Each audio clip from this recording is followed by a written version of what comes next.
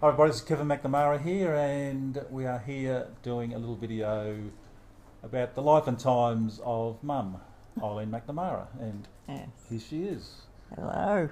Hi Mum, how are you? I'm very well, thank you. That's good. Yeah.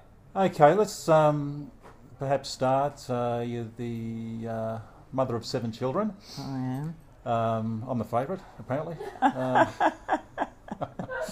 No, I'm just kidding. So are all the others. They're all They're all favourites. favourites. Yeah, apart from Colin. They're all lovely. So, Mum, They're you were all born in. lovely. Let me just move this In around a bit. London. You were born in London back in Islington. 1838. Oh, sorry, 1929. 9, yeah. So, can you tell us a little bit about the times back then, Mum? What it was like back then? Well, I used to go ask people if I could push their babies around a bit, and they used to give me a halfpenny to go and get some lollies. I know, John, one time I left you outside the shop because I was excited because one of the owners of the shop gave me a whole biscuit, and usually we used to get pens of broken biscuits.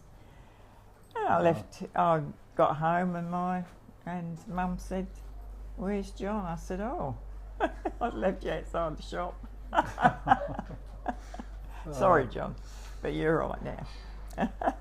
And how old were you Yeah. then, Mum? Well, I must have been about 9, because I mean we was evacuated when I was 10, because that's when the war broke out, 39. Okay. So I used to love pushing babies about, and I've done it all my life now. You have. Yeah, Absolutely. never dreamt when I was a kid that I'd knock on strangers' door and say, "Can I take your baby for a walk?" And they used to say yes and let me do it. I mean, can you imagine that nowadays? No, you Yeah, can't actually. no. Yeah. No. So, talking about the war, Mum, Yeah, you were alive through the war. I was. So, you lived through the Battle of Britain. Yeah, first of all, I was evacuated with my brothers and sisters. Was that just We- once, or was that? No, we just once we were evacuated to Lincolnshire, Oh, okay. and we lived there and when I was 14, I had to come home because you had to go to work when you was 14 in those days. And Oh. I came home. We were in very good digs, I must say, when we was evacuated. We had very nice people looking after us.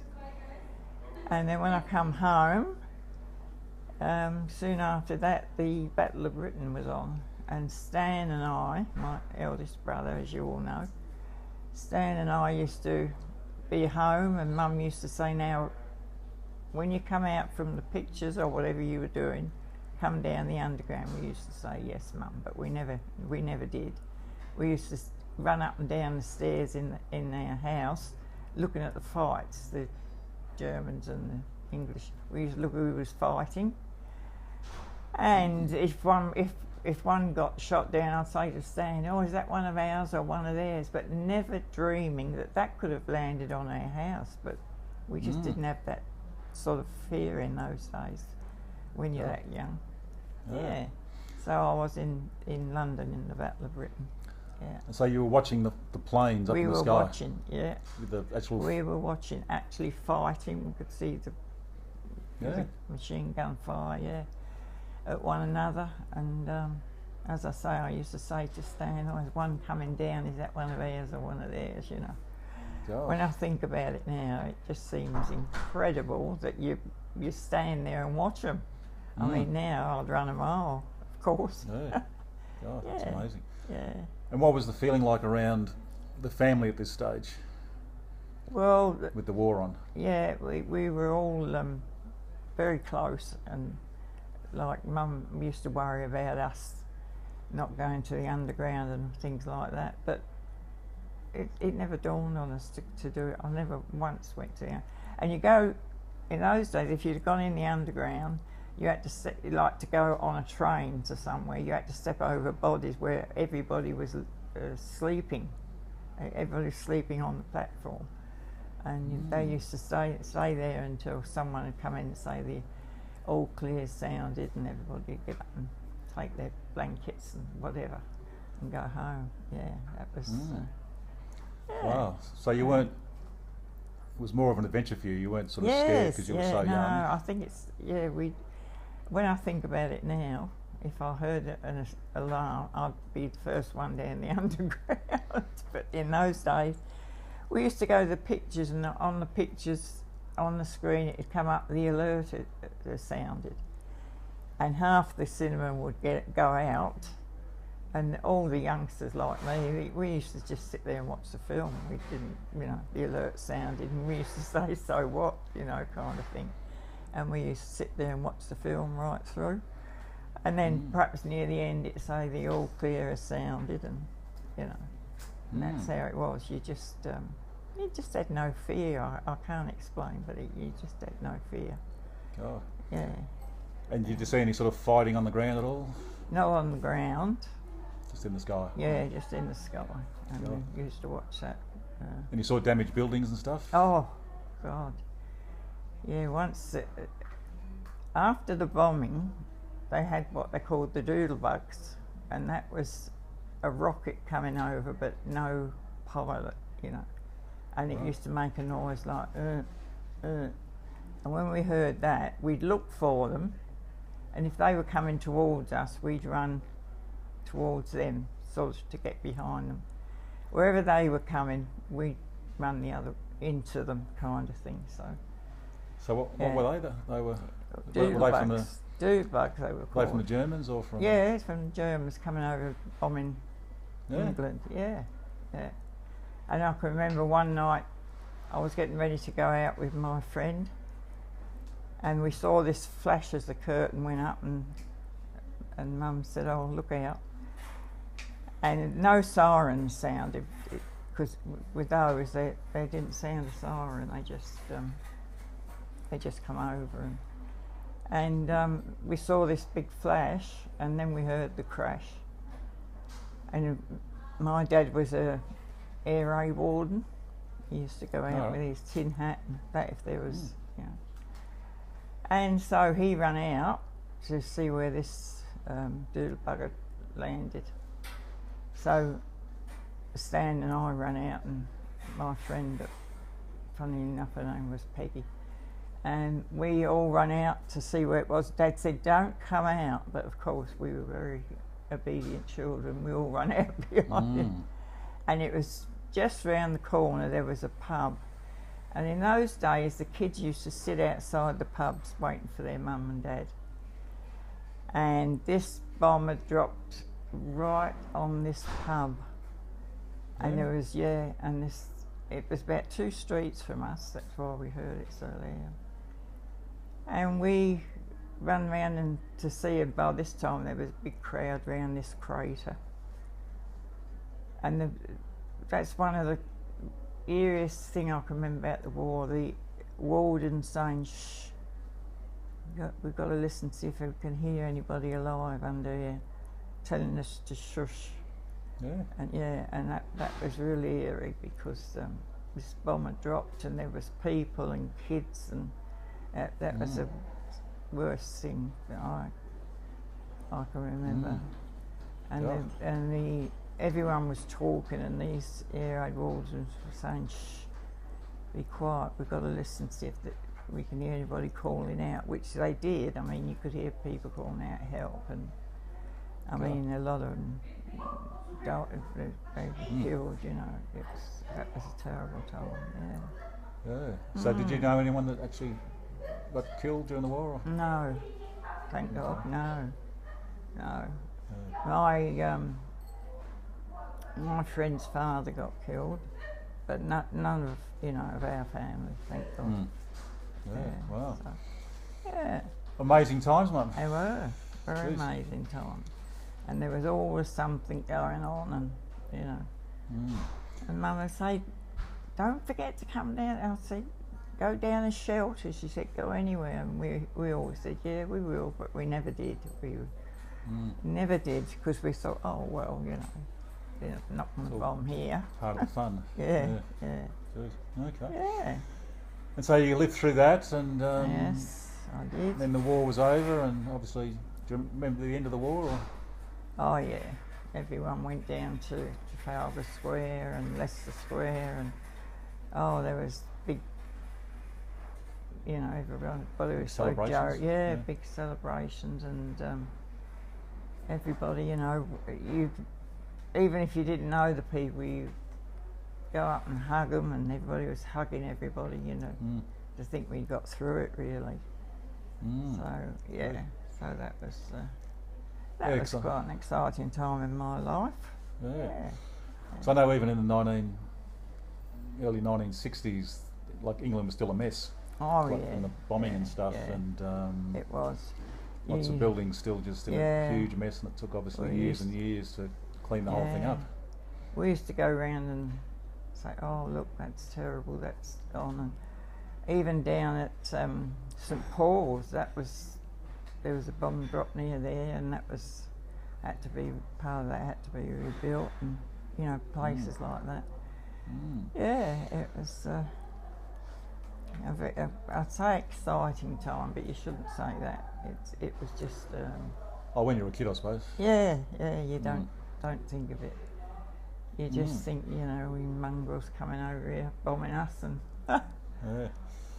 Okay, and so then you got through that, and then you got through school, and you started working, and well, you had a lot to do with buses back then. Yeah, and then I worked at John Lewis, which is a big store like Myers here. I worked in there for ages. That's where I met this friend of mine, Peggy. It's funny because the one here that I'm friends with, her name is Peggy. But I worked at John Lewis, and it just got boring. I used to be a typist there. And a neighbour of ours was on the buses, and I used to see her and think to myself, that would be a good job. So I applied, and I became a clippy. And that was, you know, that was a bit exciting.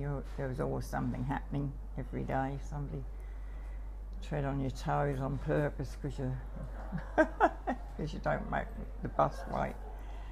But that was good. I enjoyed that. That was 4 years of my life, and that's where I met my husband. He was a conductor, and so was I. So. But that was a good job, and I met lots of friends there.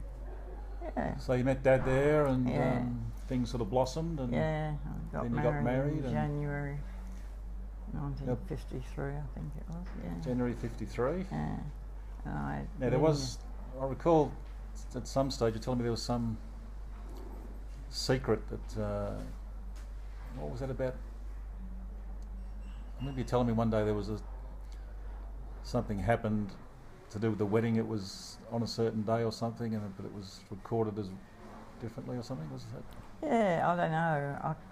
I know it was 53 because Linda was born in June 54, so that's how I know for sure that's when it was. Anyway. Yeah. No, I thought there was something. Yeah, I think they've got me down as 54, getting married 54, but that is wrong. Yeah, but that's all. We were married in a registry office. Okay. And we lived with Mum for a while till the LCC, as it's called then. It's not called Housing Commission. The LCC got us a nice.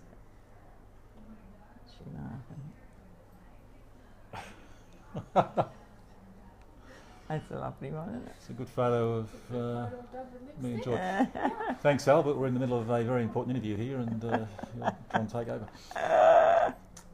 So you got married, then you had Linda. Yeah. 54. Did your life change then? Oh well, we got this nice unit, and everything was going well. And then I got pregnant again 4 years later, nearly 4 years later, and I had Kevin. I believe that was at. I thought this is just right. Perfect child. Boy and a girl, 4 years apart was great. I believe it was 6 minutes past 7 on July 19th, 1958. Your life changed forever, Mum. Oh, it did. I was born. Yeah, Ev was born. My favourite son. Your favourite son was born. Okay. Now then there was. And then I had 4 more favourite sons. So. Yeah, jeez. And then the daughter after that as well. Yeah, and then a favourite daughter. After that, I thought So that was that's 7. it, and everybody kept saying to me, when you're having a girl, I said, I'm not having any more. And then I had Mandy, so things are all mapped out for you, so you can't change anything. So you had Linda, then there was a 4-year gap. So what happened? It What was. happened there? Oh, I don't know. You just didn't want to have kids, or was it deliberate? Or no, I was happy with just one. Okay. And then when Kev was born, I thought, this is great. It's a boy and a girl, and that'll do. That's our family. I would have preferred it to have stayed that way, but yeah. And then the following year, I had another boy, and the following year, I had another boy. And then we decided to come to Australia. Yes, 1962, I believe. I had 4 children then. And then how was the boat trip? Well, perhaps let's just talk about before you left. Obviously, Dad wanted to make this big move. Yeah, and, he wanted to come. Very courageous move coming over here. Yeah, he'd always wanted to come to Australia, and I thought, well, they're my family. I've got to do what, behave myself and do what I'm told. No, that wasn't that bad. But I didn't really want to leave all my family, because we were a family of 8. And I really didn't want to leave all them, but I thought, Dad vowed to me that if I didn't like it, we'd come back, because you paid your $10, and if you come back within 2 years, you've got to pay full fare. Right. So he said, we sold the house. We had a house by then in Luton. And he said, we could sell the house and we'd have enough to come back. So that was the reason I came, because I thought, he said that you can come home if you're that unhappy away from your family. He said, I promise you we can go home. But I had a couple more children and met some nice friends at the kids' school. I went to a Catholic school in a place called Dufton. First of all, we arrived at where is it? Melbourne. Fisherman's Bend? Fisherman's Bend, yeah, that's it. Yeah. We arrived at Fisherman's Bend. We went into like a camp, and we arrived on the Wednesday, and this is incredible. We arrived on the Wednesday, and Sean went and applied for a job at Vauxhall's the very next day. I said to him, leave it, let's get to know the place. He said, no, it'll worry me if we haven't got any money coming in. So he was good in that way. He went to Vauxhall's and got a job straight away and started the next week. And he saw a notice on the notice board at Vauxhall's, a house for sale, a big $3,000 it was. For a house. So he went and had a look, and it was lovely. The people that were selling were Germans, and he was an avid gardener, and it was beautiful. The gardens were kept well. It was only a concrete house, but it was lovely. So we moved there after 3 weeks, and life went on from there. I had a couple of more children, and the others went to school. So that was good. Yeah. At that time, life was good. Yeah. We all played footy and cricket and stuff. Yeah, the boys all got into the footy.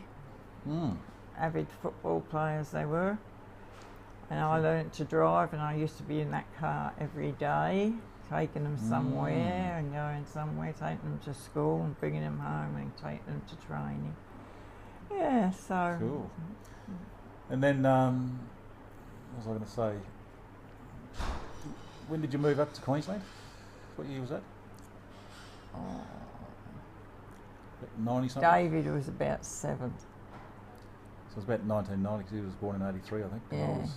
Yeah, that's right. In the police force that night he was born. I remember that. Working at Moomba. Okay. Yeah, I was on night shift at Moomba. When that phone call came in. Okay, so that must have been about 1990, somewhere around there you moved up to Queensland. So, geez, you've been up here for, what's that, 20 5 years, Mum. Yeah, goodness.